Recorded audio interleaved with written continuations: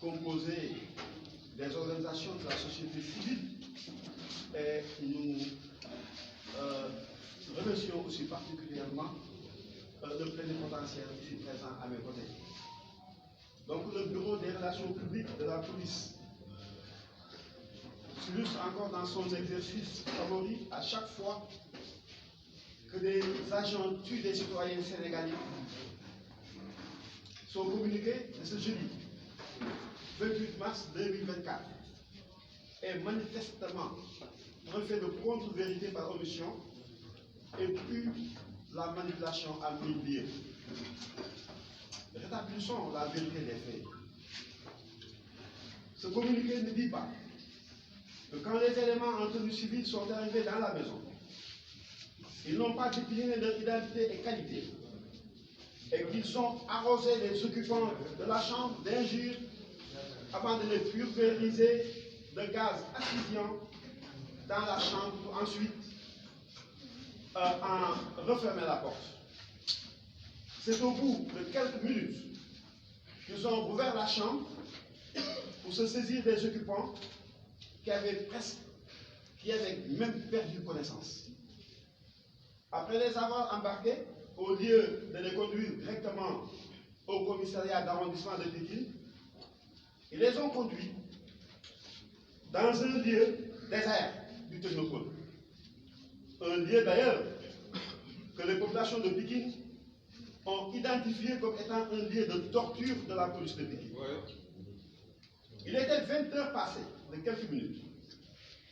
C'est là-bas qu'ils ont été massacrés par des gourdins, des pavés conçus pour le pavage des rues et trottoirs et encore d'autres armes. C'est vers une heure, soit 4 à 5 heures plus tard, qu'ils les ont ramenés à Boutoupikin à bord du même véhicule.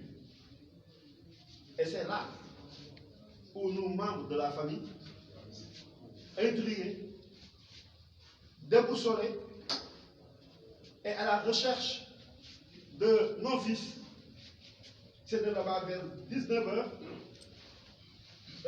disparu depuis 19 h, qu'on pu voir le véhicule de la police et les occupants, c'est-à-dire nos enfants, en piteux état.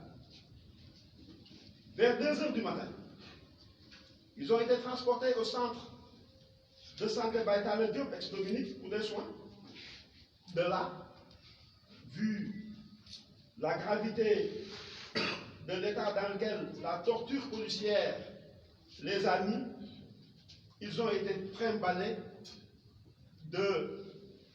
du centre de santé Baïtale Diop à l'hôpital d'Aladjam, de l'hôpital d'Aladjam à l'hôpital du professeur Idriss Pouy de Grand Yoff, et enfin à l'hôpital principal où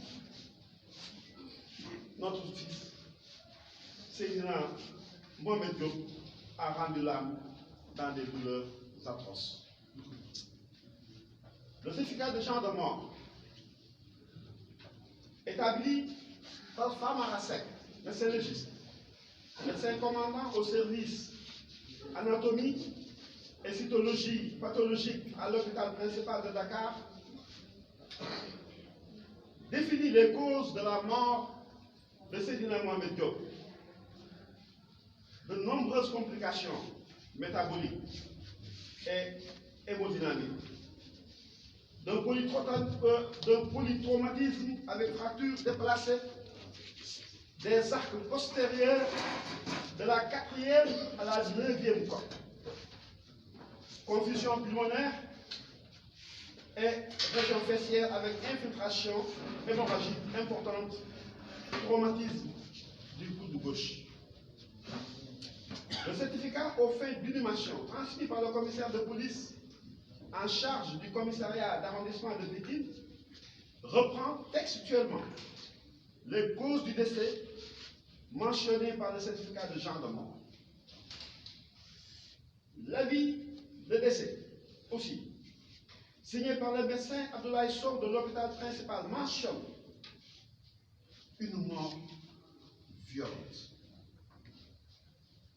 Le communiqué déclare que c'est la police en accord avec le parquet compétent